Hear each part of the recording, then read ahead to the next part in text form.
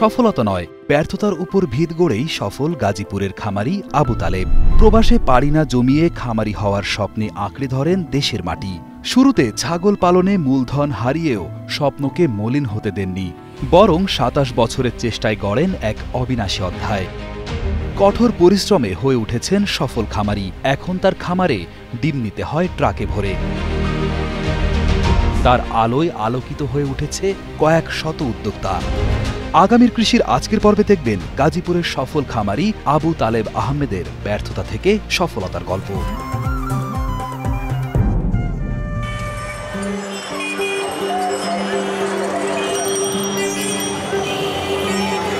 ১৯৯৭ সালে মাত্র ২২ বছর বয়সে প্রবাসে পাড়ি জমানোর উদ্দেশ্যে এসেছিলেন ঢাকায়। কিন্তু ভিসা অফিসের কর্মীদের কথায় সন্দেহের উদ্রেক হলে সিদ্ধান্ত নেন দেশে থেকেই নিজেই কিছু করার। মালয়েশিয়া যাওয়ার জন্য ইন্টারভিউ দিই এবং ইন্টারভিউতে টিকি। তারপরে ওই একটা অফিসে যায় যখন বলি যে কত টাকা লাগবে বিদেশ যাইতে, তখন তারা আমার কাছে প্রায় ৪ লক্ষ টাকা চাইলো। তখন ওই অফিসের যে ক্লার্ক, আমি জিজ্ঞেস করলাম যে ভাই আপনার বেতন কত? তখন উনি বললো যে আমার বেতন ১২,০০০ টাকা। তখন আমি জিজ্ঞেস করলাম যে আমরা যে যাব তখন আমাদের বেতন কত হবে? তখন উনি আমাকে বললো প্রায় ৫০,০০০ টাকার মতো। তখন আমার কথাটা অবিশ্বাস্য লাগলো এবং আমি তখন থেকে আর বিদেশ যাওয়ার প্ল্যান পরিবর্তন করি। ১৯৯৮ সালে সাভারের যুব প্রশিক্ষণ ও আত্মকর্মসংস্থান প্রকল্পের অধীনে গবাদি পশু, হাঁস মুরগি পালন এবং মাছ চাষের প্রশিক্ষণ গ্রহণ করেন আবু তালেব। যুব উন্নয়ন প্রশিক্ষণ কেন্দ্র থেকে প্রশিক্ষণ গ্রহণ করে ৩ মাসের প্রশিক্ষণ গ্রহণ করার পর শ্রীপুর যুব উন্নয়ন অধিদপ্তর থেকে ২৫,০০০ টাকা যুব ঋণ গ্রহণ করে প্রথম ছাগল পালন এবং মাছ চাষ শুরু করি। ছাগল, মাছ, মুরগি কি নেই এই খামারে? দেশে থেকেই উদ্যোক্তা হয়ে গড়ে তুলেছেন ৬০ বিঘার বিশাল জলাশয়ের মাছের খামার, বিদেশি প্রজাতির ছাগলের খামার, ৩০,০০০ মুরগির বিশালাকার ২টি খামার, যেখান থেকে ডিম নিয়ে যেতে প্রয়োজন হয় ট্রাকের। বর্তমানে আমার এটা ৬০ বিঘার একটা মাছের খামার আছে। এটা প্রায় ১২-১৪ বছর যাবত আমি মাছ চাষ করি। এর আগে আমার বাড়ির পাশে আরেকটা ১২ বিঘার জমি আছিল, তখন ওই খামার দিয়ে আমি শুরু করি। আর এই যে খামার, এই খামারটা আমি ১১ বছর যাবত আমি এই খামারে ছাগলের দায়িত্ব পালন করি, যৌথভাবে মাছ চাষ করি, যারা জমির মালিক তাদেরকে নিয়ে। বর্তমানে আমার এখানে ১২,০০০ লেয়ার মুরগি আছে, সবগুলি প্রোডাকশন আছে। আর সোহা দিয়ে আমার আরেকটা ফার্ম আছে, ওইখানেও ১২-১৪,০০০ মুরগি আছে। এই প্রশিক্ষণ তার জীবনের মোড় ঘুরিয়ে দেয়। প্রশিক্ষণ শেষে তিনি ছাগল পালনের মাধ্যমে তার খামারের যাত্রা শুরু করেন। যদিও ছাগল পালন তাকে আর্থিক ক্ষতির মুখে ফেলে, হারান ব্যবসার মূলধন, কিন্তু তিনি হাল ছাড়েননি। উন্মুক্ত ছাগল পালি, পাতা লতা খাওয়াই, কিছু খাবার দেই, এবার করতে করতে বেশ কিছুদিন যায়। তারপরে একদিন একটা ছাগলের দেখি পাতলা পায়খানা। তারপরে একটা থেকে সব ছাগলেই পাতলা পায়খানা হয়ে অসুস্থ হয়ে পড়লো। ডাক্তার দেখাইলাম, তাতে কোনো কাজ হইল না। তারপরে ঢাকায় একটা পিকআপে নিয়ে বিক্রি করি, এতে আমি অনেক ক্ষতিগ্রস্ত হই। তারপরে আবার কিছুদিন যাওয়ার পর মন ভেঙে যায়, কী করব চিন্তা করি। তারপরে আবার আত্মীয় স্বজন, আমার ভগ্নিপতি একজন আছেন, পোস্ট অফিসে চাকরি করতো, তার পিছনে একদিন ঘোরাঘুরি করি। তারপরে উনি পরামর্শ দিল যে ভেঙে বলে চলবে না, তুমি আবার চেষ্টা করো। ছাগল পালনে ব্যর্থ হওয়ার পর মাছ চাষ ও গরু মোটা তাজাকরণের দিকে মনোযোগ দেন। সঠিক পরিকল্পনা, প্রশিক্ষণের সঠিক প্রয়োগ এবং কঠোর পরিশ্রমের মাধ্যমে তিনি ঠিকই সফলতা অর্জন করেছেন। স্বজনের সহযোগিতায় আমি আবার গরুর ফার্ম করি। গরুর মোটা তাজাকরণ করতে যেয়ে আমি বেশ লাভবান হই, আমি ভালো বাজারও পাই।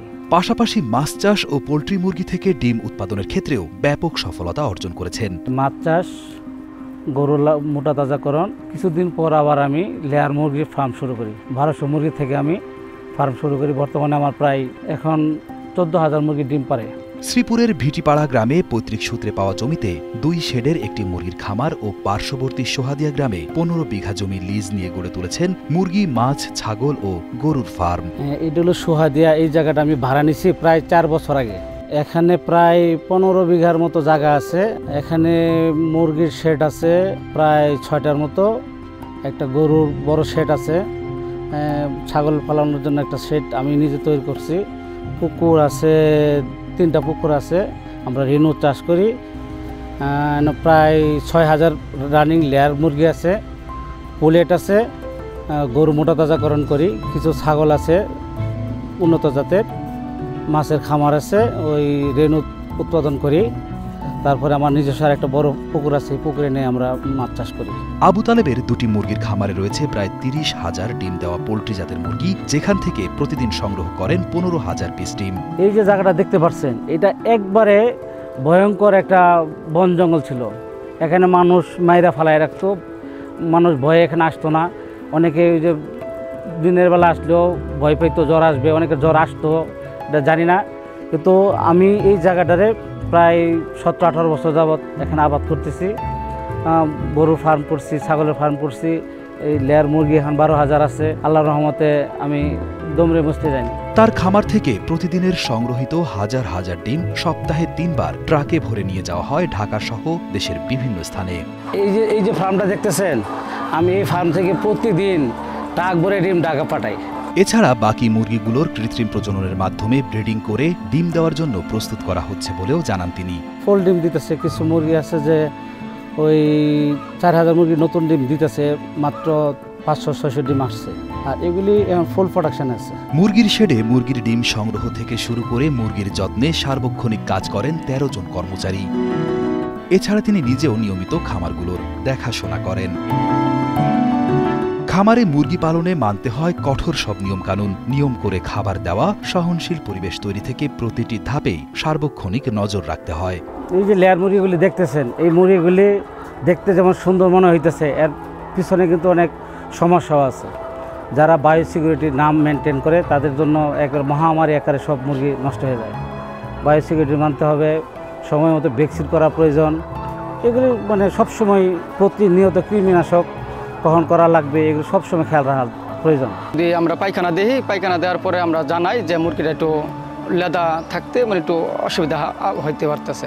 আবার মনে করেন যদি খাবার কম বা পানি খাইতেছে না, তাই মুরগিটার অসুস্থ আছে, যদি হয়তো একটু চোখ টোক ফুলে থাকে, তাহলে আমরা ডাক্তারের পরামর্শ নিয়ে কথা বলি, আমাদেরকে ম্যানেজার আছে ওনাদেরকে জানাই। খামারি আবু তালেব জানান, পোল্ট্রি খাদ্যের ক্রমবর্ধমান মূল্য খামারিদের জন্য একটি বড় চ্যালেঞ্জ হয়ে দাঁড়িয়েছে, যা খামার পরিচালনার খরচ বাড়িয়ে দিয়েছে বহুগুণে।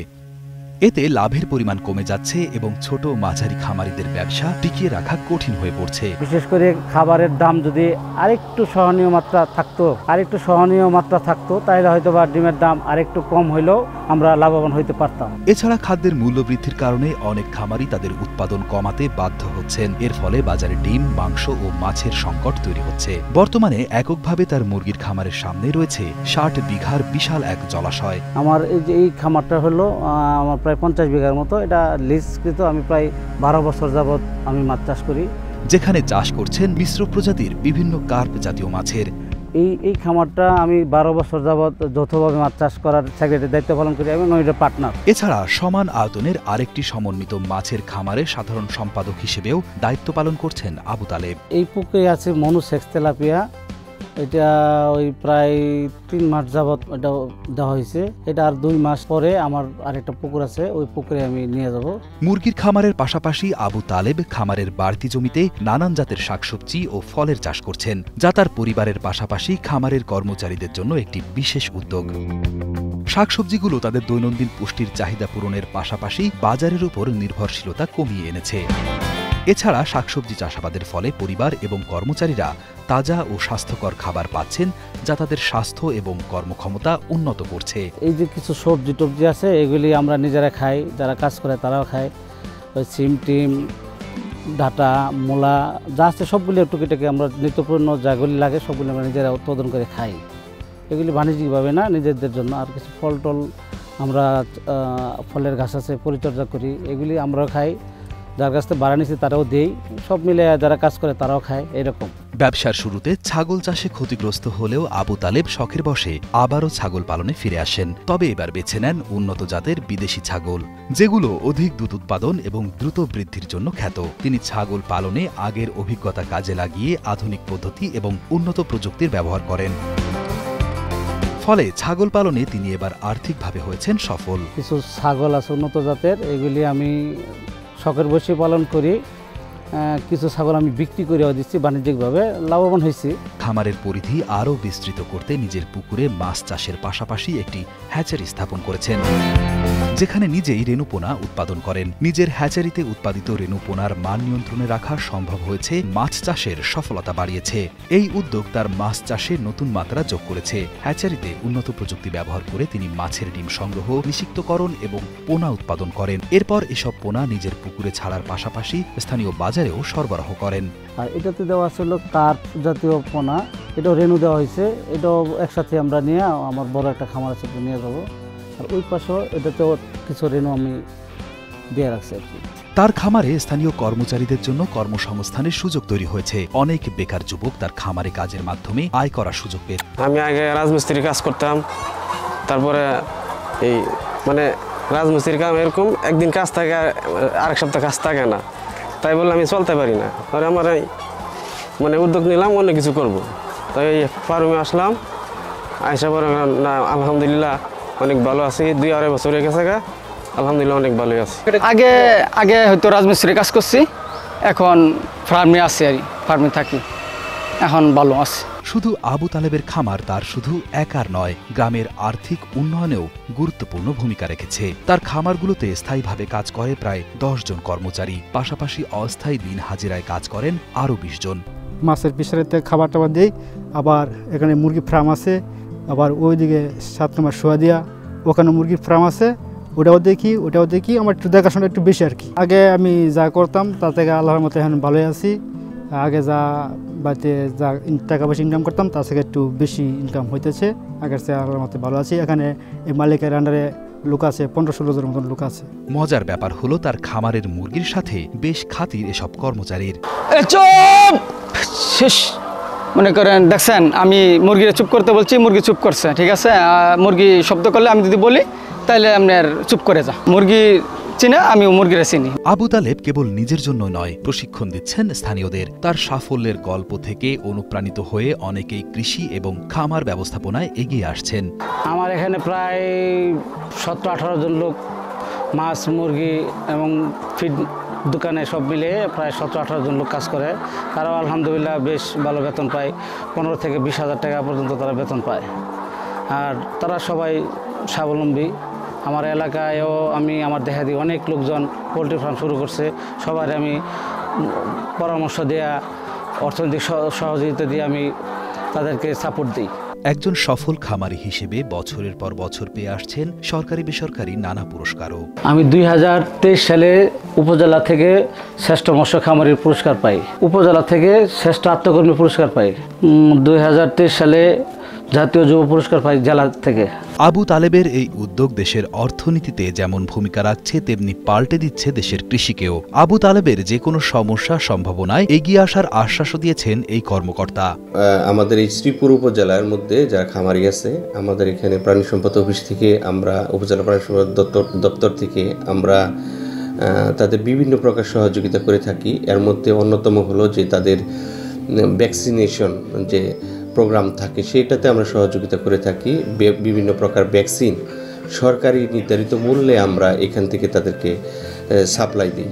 তাছাড়া আমরা কিছু সহযোগিতা করে থাকি যদি কোনো অসুস্থ, মানে এটা ছোটো খামারি যদি হয় তাহলে আমরা তাদেরকে কিছু ঔষধও আমরা এখান থেকে সাপ্লাই দিয়ে থাকি। আবু তালেবের সাফল্যের গল্প স্থানীয় মানুষের জন্য একটি দৃষ্টান্ত হয়ে দাঁড়িয়েছে। তিনি দেখিয়েছেন বিদেশে না গিয়েও দেশেই উদ্যোগ গ্রহণের মাধ্যমে সফল হওয়া সম্ভব। এটি অনেক তরুণকে নিজ দেশে কিছু করার জন্য অনুপ্রাণিত করছে। শূন্য থেকে শুরু করে প্রথমেই ধাক্কা খেয়েও লেগে থাকার মানসিকতা ও দৃঢ় সংকল্পে আজ আবু তালেব আহমেদ একজন প্রতিষ্ঠিত খামারি। আবু তালেব আহমেদের সংগ্রাম ও সাফল্যের গল্প প্রমাণ করে যে ইচ্ছা এবং পরিশ্রমের মাধ্যমে যে কোনো বাধা পেরিয়ে যাওয়া সম্ভব। তিনি আমাদের দেখিয়েছেন নিজের দেশে থেকেও সাফল্যের শিখরে পৌঁছানো যায়।